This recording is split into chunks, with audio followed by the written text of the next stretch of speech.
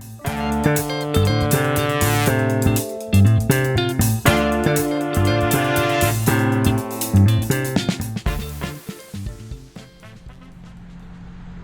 good morning and welcome to a very snowy, wet, not so cold, but snowy Sunday in January. And today we are at Bicester Scramble, at Bicester Heritage, or Bicester Motion as it seems to be known now, in Bicester in Oxfordshire, UK. And the Bicester Heritage site used to be RAF Bicester, and it is now automotive mecca for historic vehicles, and anything and everything goes on here. And today is the Scramble. It happens twice, maybe 3 times a year, one in winter, one in spring and one in autumn. And normally it's just cars, everything from vintage right through to modern classics, race cars, rally cars, you name it, anything with 4 wheels, 2 wheels, that goes on the road ends up at Bicester Scramble. It's a great day out if you're interested in this sort of stuff, but this time there's added attraction, especially for me, because this time it's Bicester Scramble with added tractors. It's called Class of the Field, and the idea is that car manufacturers that made tractors, and it being winter, what better time to have a tractor event, of course, in the mud and the snow. But you can see behind me that I've got a Ford Mustang, and over my shoulder I also have my Fordson Standard. Yes, we've brought the Fordson Standard to Bicester Scramble. We brought it yesterday because the weather was looking to be pretty poor overnight, so we weren't sure we'd make it today if we brought it early this morning. It is still very early, it's about 8 o'clock in the morning. We left home at about 6 this morning to get here, and I brought the tractor yesterday, as I say, and it's in exalted company with this Ford Mustang next to me. There's a couple of others yet to turn up on this patch of grass that we've got. It's very snowy, it's very wet and slushy, but we're going to enjoy Bicester Scramble with added tractor. So let's go and have a look and see what we can find. So already we've got from the sublime to the ridiculous. So over my shoulder here we've got a Reliant Robin racing car with I'm not entirely sure what that is over the back there, but we've got this Reliant Robin here with the front end missing. It's obviously seen a lot of action, and then coming around we've got this coming along. It's very nice. And then behind us we've got Land Rover Defender, classic Range Rover, and a Mercedes CSL. Which is what I'm doing.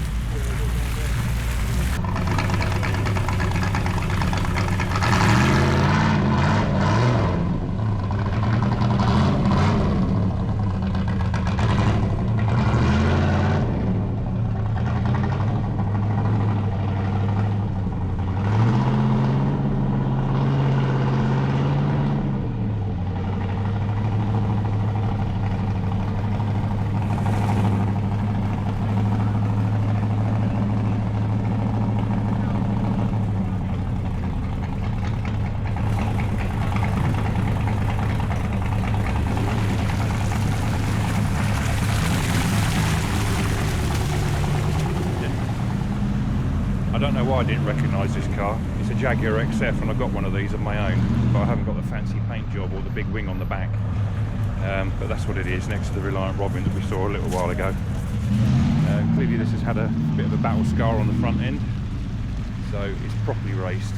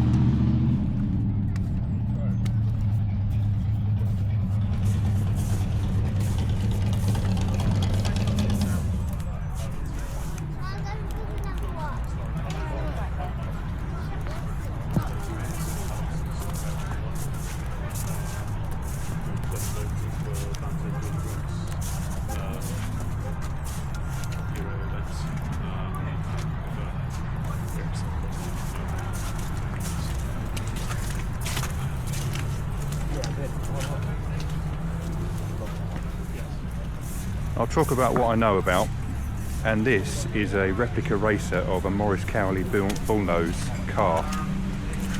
And I looked at one of these a while back, as in not the racer version, but a Bicester, a car that was basically on a pallet, but it sold before I could get to it.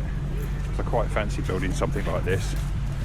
But as you probably know by now, Wheels of Interest have got quite a lot of things on its to-do list, so it would have been just another thing that would have sat around for quite a while. But it's an interesting car, interesting concept, and yeah, maybe one day if we can find a Maurice Cowley bullnose, we might build one.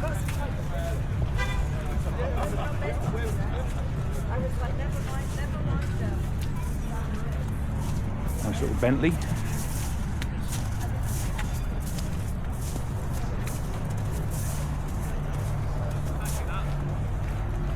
And next to the Bentley we've got a little Austin 7 Trials car.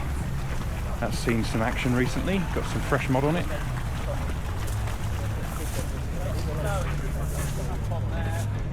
And next to that we've got another one, but it's not as muddy.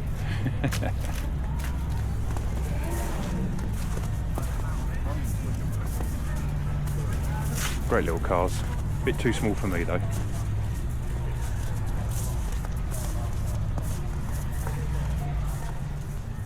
First tractor we've come across is this International W4, or McCormick Deering as it was also known. But the only thing I've got in my mind is that I don't think International made cars. I'm not sure of the connection. They certainly made trucks in the USA, but where the car connection comes in, I'm not entirely sure. Anyway, this is a nice W4. According to the history file, it came from Sandringham Estate up in Norfolk. Wartime tractor, 1940s. I think this is actually, this is actually bang on 1940, and it was made into production until 1953. It's a popular tractor for sure. So on the Bicester Heritage site we've got all sorts of businesses which are involved in automotive historic restoration. We've got an upholsterer here with plenty of old wheels, a few cars inside. Yeah, it does. Next to which, one of my favourite vehicles, of course. Do you want a barbecue as well? Series 1 Land Rover. Fantastic look on that car, absolutely brilliant. Next to that we've got a Series 3, close to the same age as my one. And then we've got a couple of Defenders at the back here.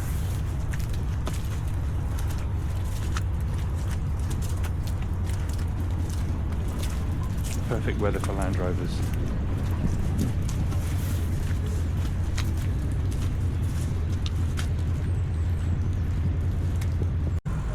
If you come on where he came on, but come this side. Nice Alfa Romeo SUV.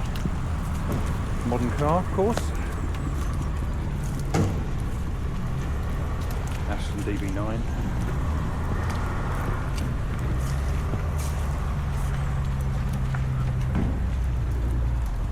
Another Aston, but an SUV. Everybody seems to be getting into SUVs, don't they? And the connection with tractors is David Brown. I think if you look at my Stradset video back from May last year, I explained the David Brown connection. Why are DB9s, DB5s, DB6s, DB whatever, why are they DB in the Aston Martin range? Because David Brown, who built tractors, also bought Aston Martin. And here we've got two airfield David Browns. This one I believe is original to Bicester, RAF Bicester. Been here quite a number of years for definite. And they've just recently got this running, I know that for a fact. And the agricultural version of this is called the Cropmaster. But they made an industrial airfield version for towing aircraft and bomb trolleys and all sorts of other bits and pieces on the airfield. And we've got two versions here, one with bigger wheels on the back, and this one that's slightly better restored, or slightly more restored I should say. And looks like this possibly could be an original to the site as well, RAF Bicester on the decal. But the connection connection of David Brown and cars was Aston Martin. DB5 would have been when Aston was owned by David Brown, that period in the 60s, late 50s, 60s. It's absolutely gorgeous, of course, just like most Aston Martins are, and very, very, very expensive. Very beautiful car.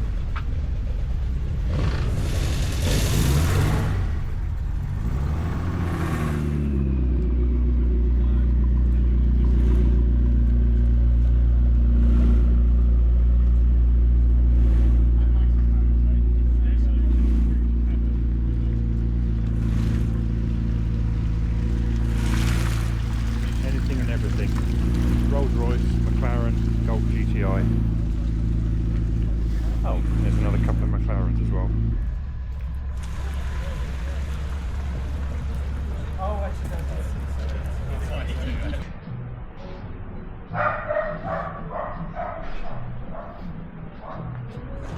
So typical of the businesses at this site is one of these classic race car prep business. Classic performance engineering. So we've got Jaguars in here, Aston Martins, all being prepped for race cars. There's a Porsche in the corner, 911. And it looks like they do everything well.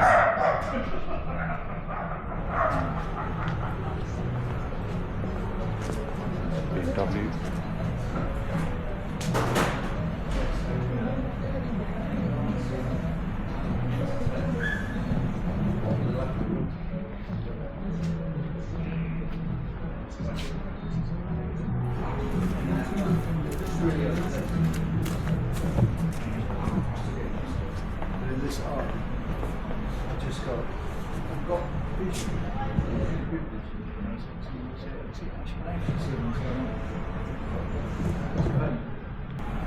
Just started to focus on that right. So although road job you can drive on the right one, it's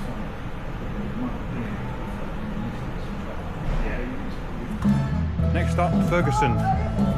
Ferguson, very well known for tractors. We've got one of our own.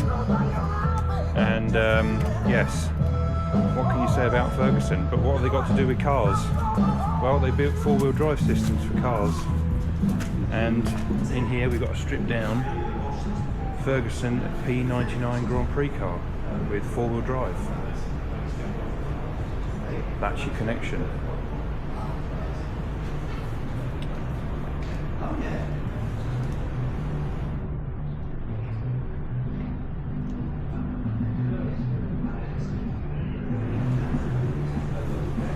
The same system was tried in Ford Capri. And if you go to Gaydon, the Motor Museum at Gaydon, you'll see four-wheel drive Ford Capri in the main area there as you walk in the door. And the four-wheel drive system was built by the same people that built Ferguson tractors. And if you know tractors, Ferguson went on to be Massey Ferguson, which is what they're still known as today. And here's a Massey Ferguson 590 from about 1980. Mid-80s, something like that I would say. And then, as I say, behind it the T20. The tractor by which all tractors are measured, probably, for Ferguson. He's had that completely bespoke design as he wanted it. So he's got switches up in the sort of completely bespoke gauges that's ready for the gear change and the leader. So a very analogue interior. So yeah.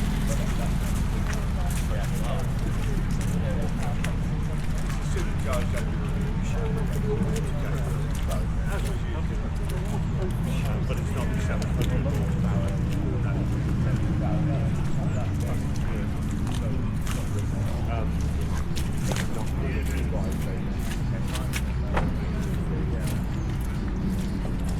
But it is true. So yeah, really, the customer is very gracious that he lets us turn this off. Every time we show it, people are like, oh my god.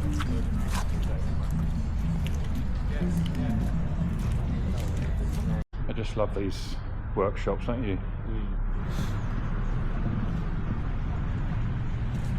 So all the buildings that you see here, they're all period buildings from when it was an RAF base, and they've been turned into these absolutely fantastic workshops with all these fabulous cars in. I mean, it's just absolutely awesome. And what a vision. I mean, this place was actually falling down and in very poor condition. They built some new buildings as well, but they have utilised all the old buildings wherever possible. And we even look up in the roof there with the skylights and all the old framework for the roof. It's all been restored, and it's now inhabited by a business that is keeping what looks like MGs, possibly Rileys. It's got Rileys up there and MG round the back. MG and Riley, there you go. I'm basically saying what I see. I don't know exactly, so forgive me if I get things a little bit mixed up. But what a fantastic place to work.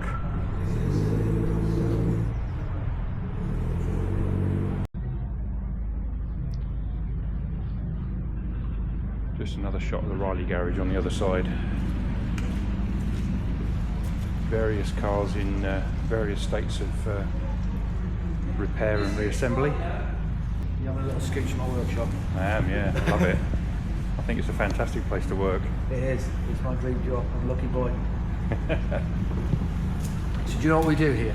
No. So we're a Riley specialist, but we also do everything. An MGTC, not bolt restoration. This one here is quite rare. It's a Paris to Peking car. That one over there is even rarer. That's a WD. So that was designed and built for the War Department. Ah, right, And okay. we're putting that back to its glory, how it should look. As a staff car type of thing, would it be? No. No? So what you saw the Desert Rats popping about in Ah, okay. was them. Right, yeah. I can imagine that, yeah. Definitely. Yeah. So that thing's indestructible. The engine's off being rebuilt now, and then we'll start putting it back together. Wow. But she'll be rallying. She'll be doing hopefully the Flying Scotsman this year. Oh, really? Yeah. Right, yeah. That's in March. Yeah.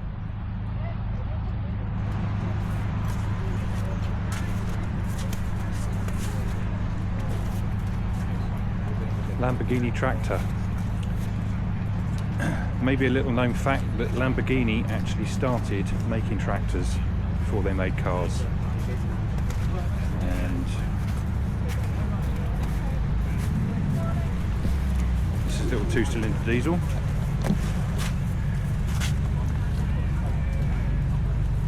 Looks very European.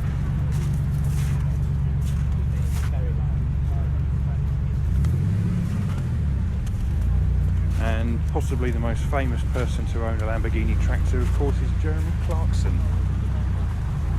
If you watch Clarkson's Farm, nothing else will do. Had to have a Lamborghini, and it had to be as big and powerful as possible, of course.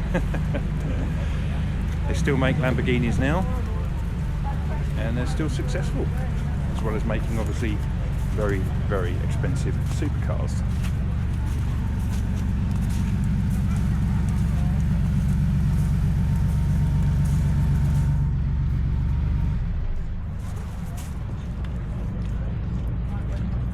Where else other than Bicester Heritage are you going to find cars like Austin 7 Trials car with a TVR, an MGB, a GT40 and an RS2000 rally car, all next to a modern Defender. This place is quite incredible. So this is Heritage Skills Academy, so exactly what it says. It's a training school for teaching the skills to rebuild heritage vehicles. End of. That's it. And they'll do anything and everything.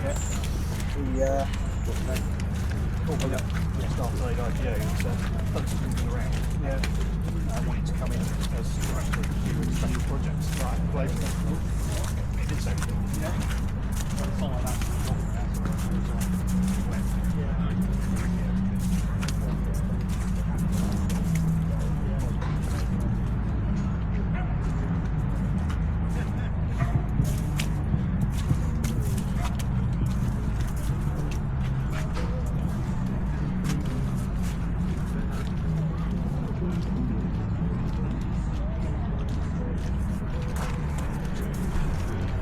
American gas guzzler, straight 8 Buick.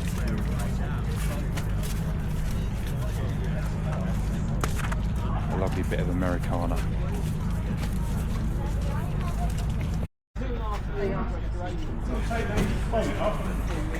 Have a look inside.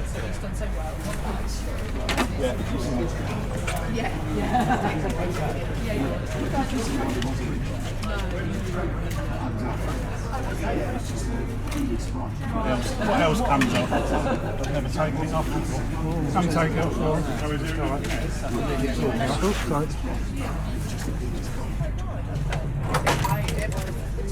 Hey there, nice expensive one here. They're off a Vulcan bomber layer. You go and There we go. Yeah, let's slide from that and I'll put that out of the way. They're lovely, isn't it?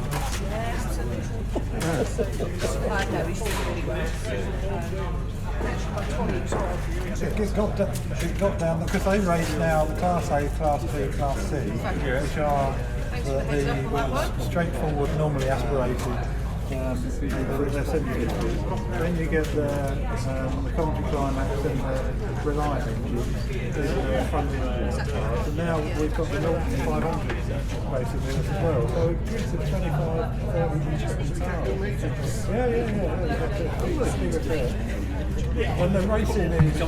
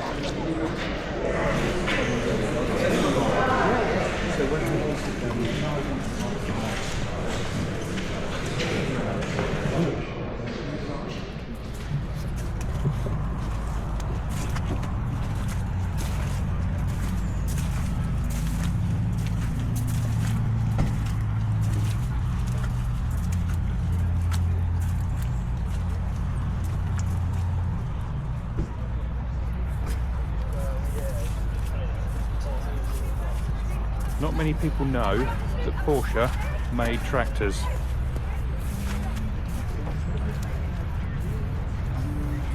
Again, it's very European looking, much like the Lamborghini. 2-cylinder diesel. But it's almost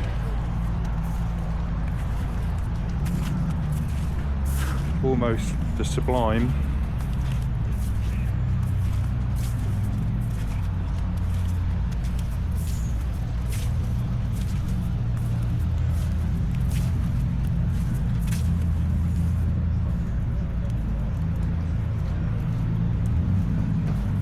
to the ridiculous. You can sort of see the heritage with the curves, can't you?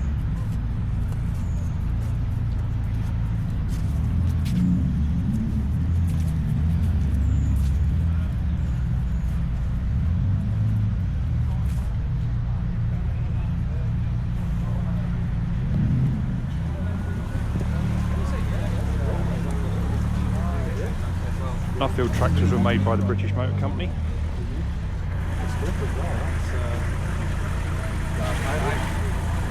Which are also famous for making the Morris Minor. He's got the only thing is my uncle when he had it. Nice rare old split screen Morris. Marina engine in it. With the Marina discs. Yeah. Suspension. Make it a bit more useful. Why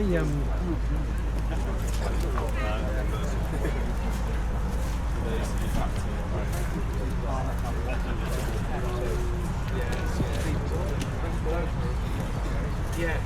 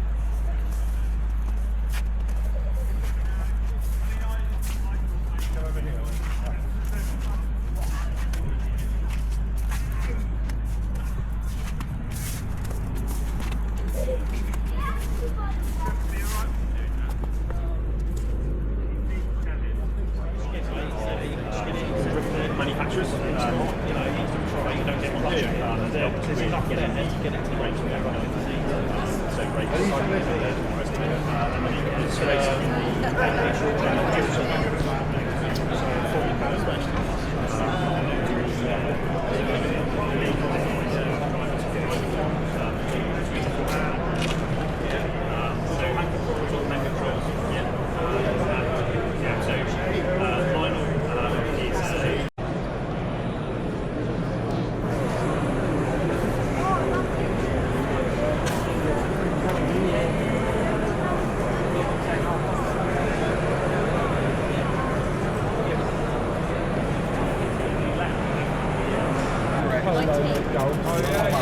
I won't lose, mate, I tell you. He's got a 25th anniversary. Yeah, tornado race. No. I've had campaign.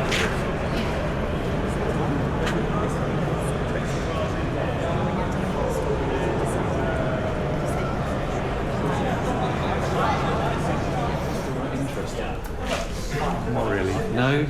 Well, I'm a bit of an EV pariah, I'm afraid. Oh God, I'm sure you are, yeah. Yeah, you can't substitute really that for a Jaguar Straight 60. Not really. Well, the bit that interests me about all this is whether you can. As in, can you put something in? Yeah, whereas something like this, supposed to weigh a feather, probably no longer does it? But I wonder. if they haven't changed, you know,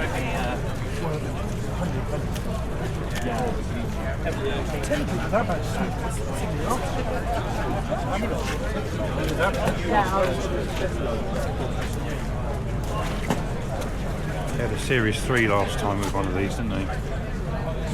This is a bit more modern.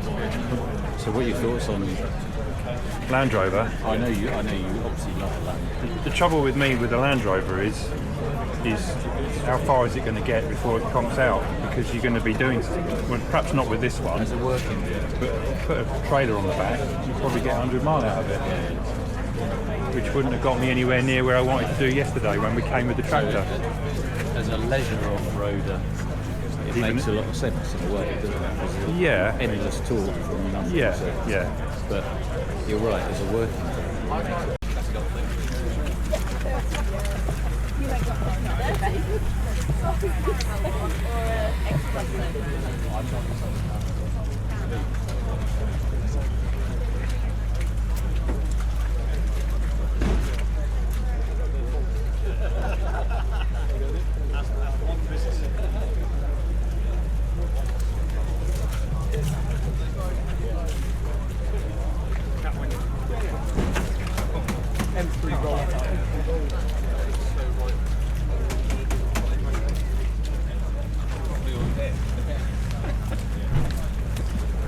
They're all like red prints of Photoshop.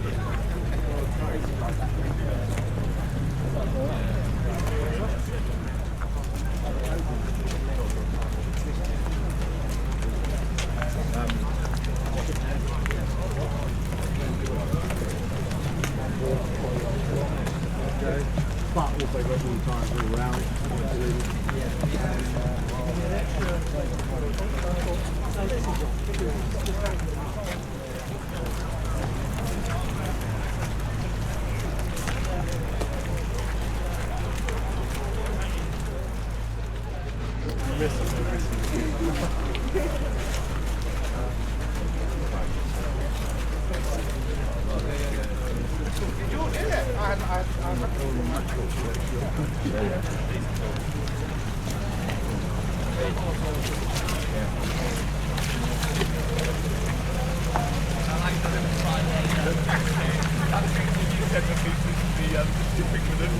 That made me nearly fall off my chair laughing.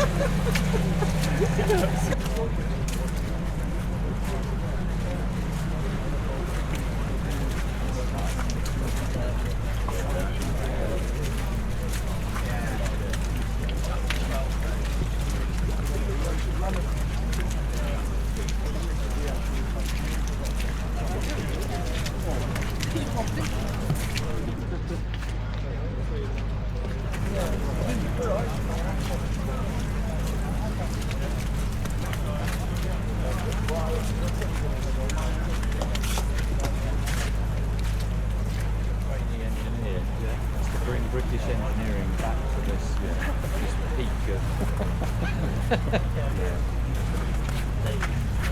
Where else can you find an Austin Maxi next to a Lotus Elite? Both T-Reg, both 1979, both at each end of its spectrum. The Austin Maxi, what a car.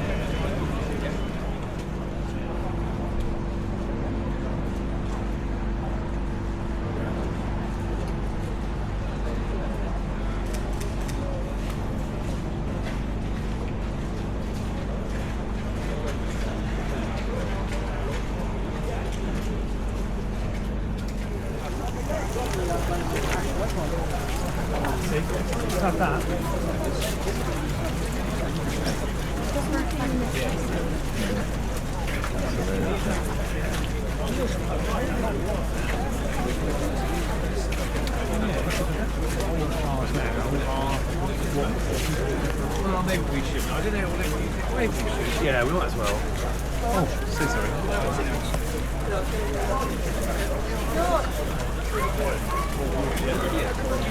I think the people that buy that,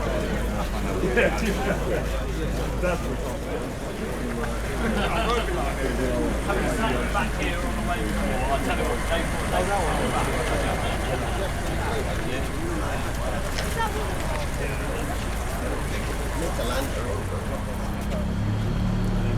yeah, the UK revenue. Well, something out of that.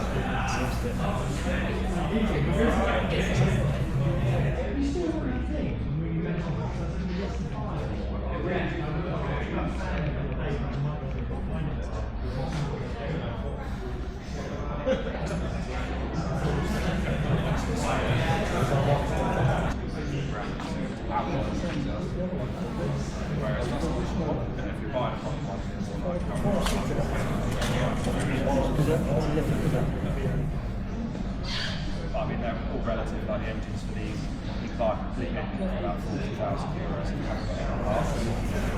You'll rebuild your engine.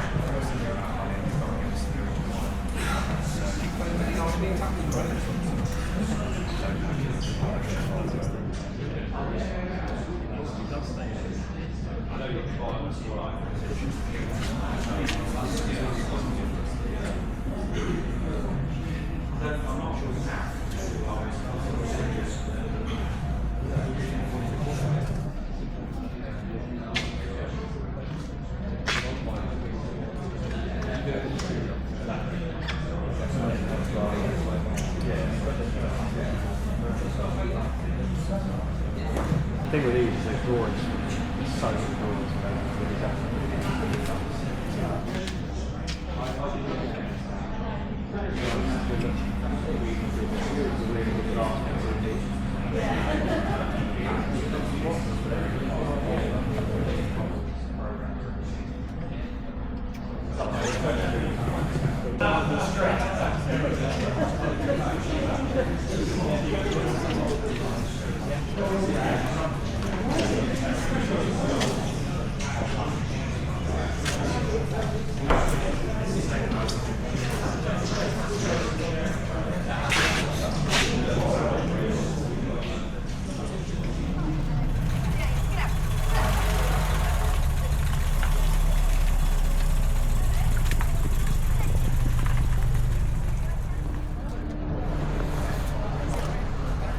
It just tells you everything you need to know about America. Absolutely. I mean, just go and stand up against it, really. You pick the right person. Just for scale. Not even a Just for scale. It's like a lorry. Yeah.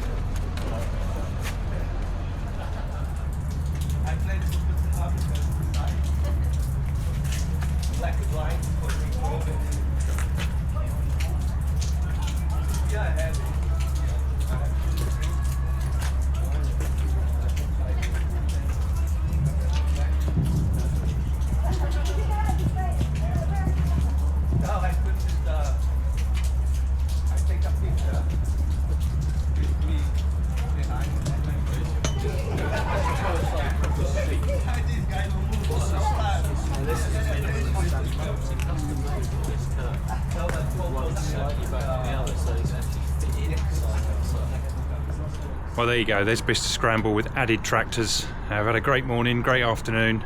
It's been wet, it's been cold. It's actually warmed up quite a bit, really. I think it's sort of like -4 up in the north, and it's about 13 degrees down here in the south of England, and the snow's pretty much thawed away. The place was absolutely packed, so I stopped filming because I couldn't film anything. So hopefully you've got a fair old taste of what we got at Bicester Scramble and what we get when you come to an event like this. Absolutely anything and everything, from a McLaren P1 to a Lamborghini tractor to an Austin 7 trials car and everything else in between. Absolutely blinding day for £20. If you haven't been before, make sure you book your ticket for the next one, which I think is sometime in April. I'll put the link in the description of how to get here and what it's all about, and you can stay here, you can come to other events here, you can get your cars fixed here, you can get magnetos rewound, you can get bodywork made, all sorts of stuff for period cars, period automotive vehicles, you name it, they do it. Absolutely great day. And we've loaded up the Fordson and we're ready to hit the road, get home, and ready on the next one. So take care, thanks for watching. If you enjoyed what you've seen, keep up with our mechanical adventures, hit the like button, and please subscribe if you haven't already, and comment if you would like to, and also share to your friends would be great, because it all helps us build our channel. So thanks again for watching, take care, and I'll see you on the next one. Bye for now.